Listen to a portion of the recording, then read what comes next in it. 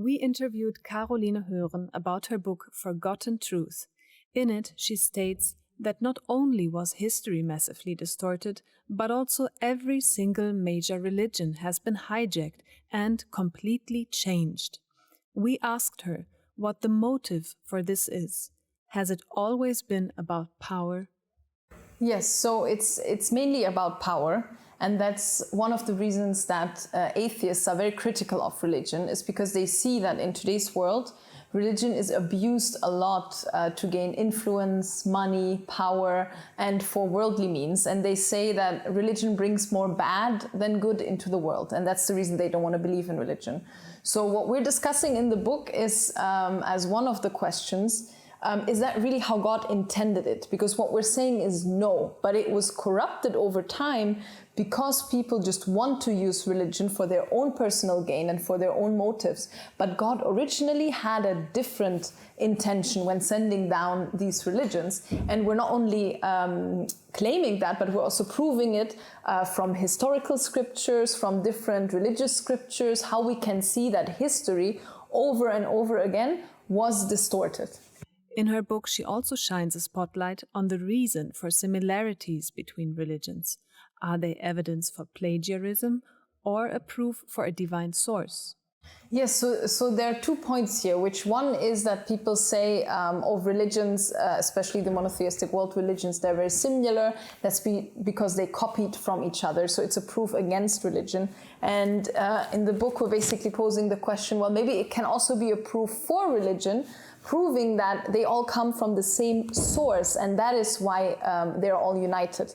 And this proof can be expanded upon when you look upon some examples that people don't really know about, where the religions that you wouldn't expect to be similar are very similar. For example, we all know that reincarnation is very prominent in Hinduism or Buddhism, but what many people don't know is that in Islamic scriptures, in Christian scriptures, in Jewish scriptures, Gnostic, as well as their main books like the Bible and the Quran, we find proofs for the belief in reincarnation.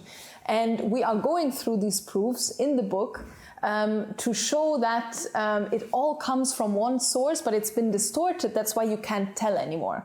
And there are also many other examples that I personally find very interesting, like, for example, the golden rule, which is don't do to others what you don't want done unto you, can be found in all religions, even religions that are not even that well known, but it's like a very common theme.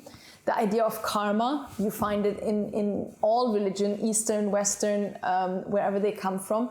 The idea of, for example, the fact that this world is a place that is very corrupted, that is not a good place, that is an illusion as well, like a dreamlike world.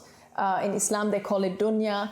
In the Eastern religion, they call it Maya. So we can see that there are a lot of similarities between the religions in different concepts, and the book basically discusses each of them in detail. Logically speaking, there can only be one God, and hence the religion must be one too.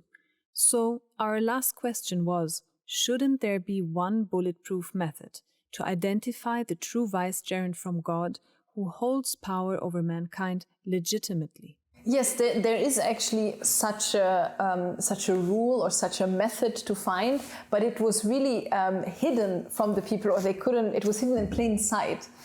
Because you can find that method in all different scriptures, and you can see that the prophets of all different religions have used that method to identify who comes after them, which is basically that they publicly appointed a vicegerent. And this is recorded in the Bible, for example, with the appointment of David when he appoints Solomon, and many other examples as well. We find it in the Quran, we find it in the Ghadir Khum event. So we really find it throughout history again and again. And this law has been named by Ahmed al-Hassan as the law of knowing the Hujjah. And no one ever has brought such a law except when he pointed it out and showed us in the books that there's actually a very logical way of finding out who is the messenger of God or who's the spokesperson of God in your time. And so he said that there are three things that determine if someone is truly from God or not, which is one, as we said, that they're appointed by their predecessor in writing or in a public event. Two, that they call to the rulership of God, that they say, oh, it is God who should really be responsible for this world and who should rule this world. And the third point is that they come with knowledge, with something new, with something that really touches the heart of people, new knowledge that is from God.